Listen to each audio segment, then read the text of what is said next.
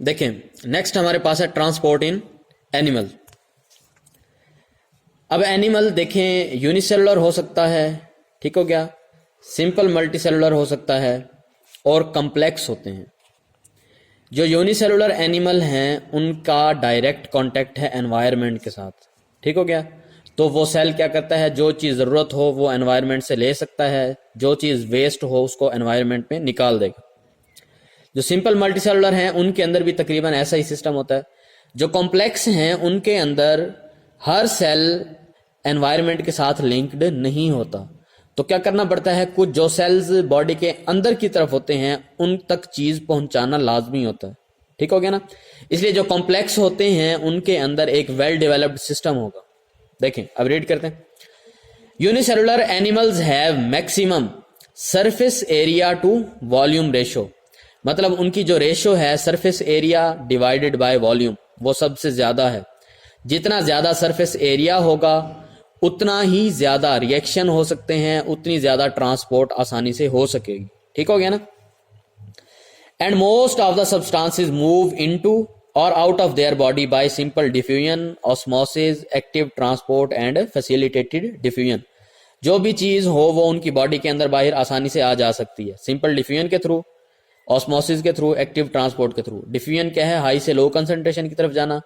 Osmosis है water की movement है हाई से लो कंसंट्रेशन की तरफ। एक्टिव ट्रांसपोर्ट क्या है, लो कंसंट्रेशन से हाई कंसंट्रेशन की तरफ। जब ऐसा होता है तो लाजमी तौर पर एनर्जी का इस्तेमाल होता है, तो एक्टिव ट्रांसपोर्ट में एनर्जी यूज होती है। फैसिलिटेटेड डिफ्यूजन, ये ऐसा डिफ्यूजन है जिसके अंदर क्या होगा, एनर्जी इस्तेमाल होती है। फैसिलिटेटेड है, कोई ना कोई प्रोटीन इस्तेमाल हो रही होती है, कोई ना कोई चैनल इस्तेमाल होता है, ठीक हो गया। So there are no special transport systems involved. जो यूनिसेलुलर हैं उनके अंदर कोई स्पेशल सिस्टम ऐसा नहीं है। Same is true of simple multicellular animal. जो सिंपल मल्टीसेलुलर हैं उनके अंदर भी ऐसा है, विच आर एक्वेटिक, जो पानी में रहते हैं। बट लेकिन complex multicellular animals possess highly organized and well developed transport system। जो complex हैं जैसे ह्यूमन हो गया, उनके अंदर बेहतरीन सा और हाईली ऑर्गेनाइज्ड है system. In the form of blood vascular system, क्या होती है, ब्लड होता है जो चीज़ों को पहुंचा रहा होता है हर सेल तक। अब देखिए उसने एग्जाम्पल दी है, पहला है transportation in hydra. Hydra simple multicellular है, ठीक हो गया। ये सिंपल मल्टीसेलुलर है, उसकी डायग्राम दी हुई है यहां पर। देखें उसकी बॉडी की दो लेयर्स होती हैं, एक अंदर वाली एंडो होती है, बाहर वाली क्या होती है, एक्टो। एक्टोडर्म और एंडोडर्म। ये अंदर सारी इसकी क्या है, ये कैविटी है, खाली जगह है, इसको कहते हैं एंटीरोन या गैस्ट्रोवास्कुलर कैविटी कहेंगे, ठीक हो गया। ये माउथ है, माउथ के थ्रू चीजें क्या होती हैं, अंदर बॉडी के एंटर हो रही हैं। ये उसके टेंटेकल्स हैं, उंगलियों की तरह है, जिससे ये शिकार वगैरह पकड़कर मुंह के अंदर डाल लेता होता है, ठीक हो गया। अब ये क्या होता है, ज्यादातर पानी के अंदर है। ये बेजल डिस्क है, इसके थ्रू पानी के साथ ये जमीन के साथ अटैच है, ज्यादातर पानी में होता है, इर्द गिर्द पानी है, इसके अंदर भी सारा पानी है। तो जो चीज हो, ये अंदर वाले सेल्स डायरेक्टली कनेक्टेड हैं कैविटी के साथ, बाहर वाले सेल्स डायरेक्टली कनेक्टेड हैं वाटर के साथ। तो बाहर वाले सेलों ने जो चीज बाहर भेजनी हो आसानी से बाहर भेज देते हैं, जो अंदर वाले सेल हैं वो क्या करते हैं, कैविटी के अंदर उन चीजों को रिलीज कर देते हैं।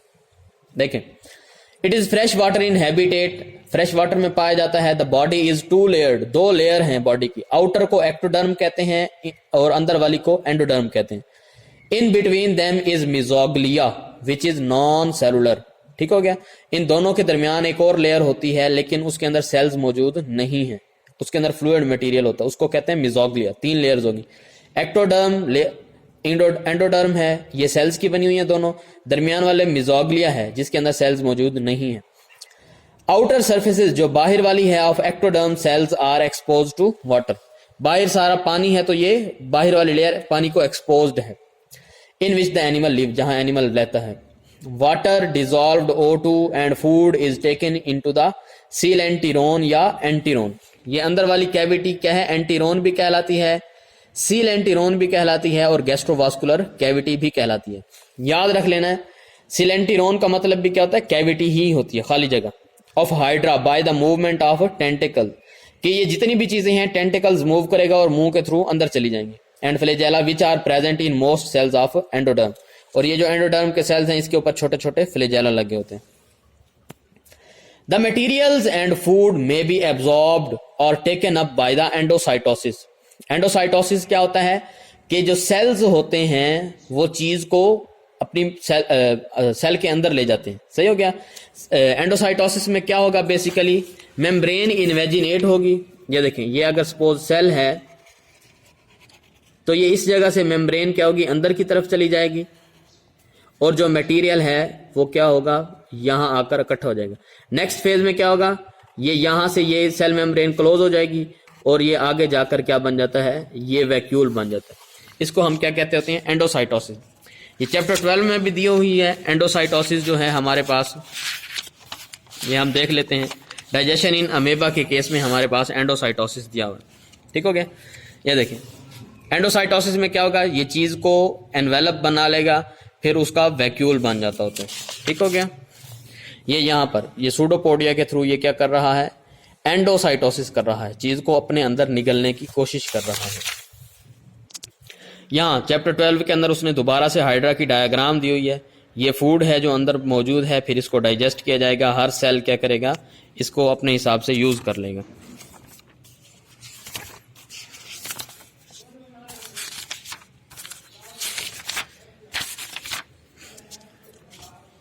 देखिए, which are present in most of endoderm. Material and food may be absorbed or taken up by endocytosis into endodermal cell. Cell के अंदर चला जाएगा।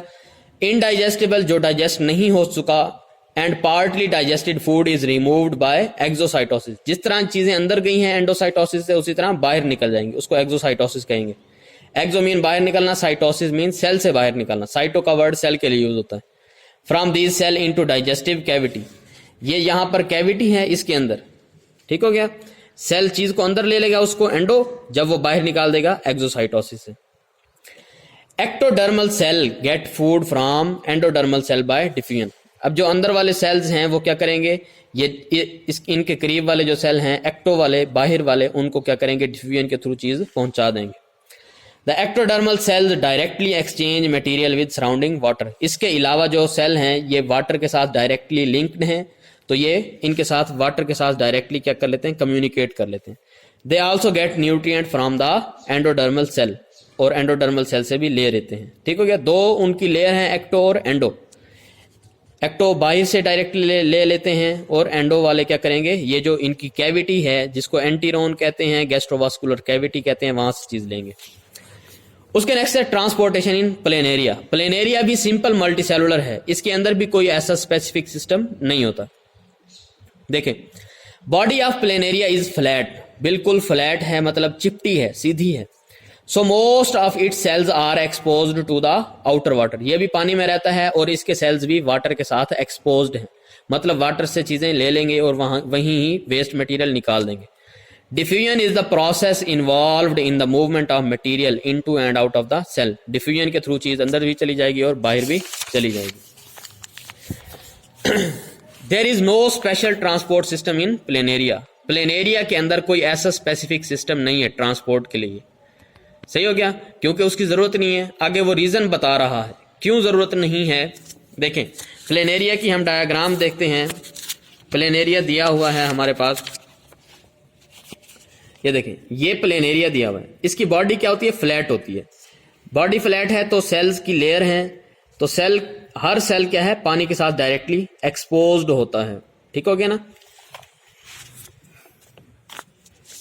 पहला रीजन है जनाब, body of planaria is flat and provides greater surface area for the exchange of material between the body and the environment. Surface area ज्यादा है, flat body है और डायरेक्टली लिंक है इसका एनवायरनमेंट के साथ। ये पहला रीजन हो गया। दूसरा रीजन देखें, planaria is a coelomate. Coelom का वर्ड यूज होता है, हम ये एक पूरी डिटेल से टर्म है सिलोम, कैविटी के लिए। ठीक हो गया। एक स्पेशल टाइप की कैविटी होती है, उसको सिलोम कहते हैं। जब उसके साथ ए का वर्ड लग जाए, इसका मतलब विदाउट। ए सिलोमेट क्या है, विदाउट कैविटी है, बॉडी के अंदर कोई स्पेशल कैविटी नहीं है। There is no body cavity and the mesodermal layer. Mesoderm क्या होती है, दरमियान वाली लेयर।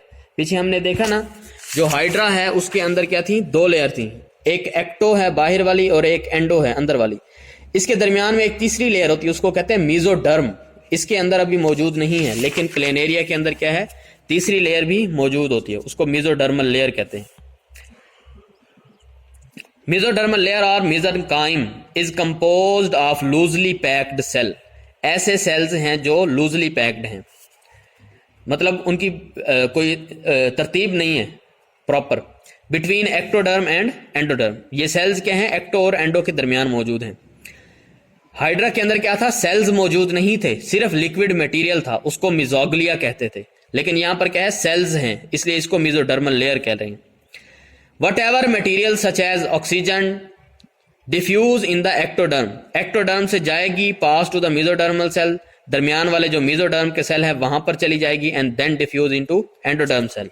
ये देखें, ये 3 लेयर्स हैं ना, ये सबसे बाहर वाली सेल्स की लेयर है, फिर उसके साथ दूसरी लेयर है हमारे पास मेसोडर्म सेल्स की, फिर उसके बाद तीसरी है एंडोडर्म सेल्स की। ठीक हो गया।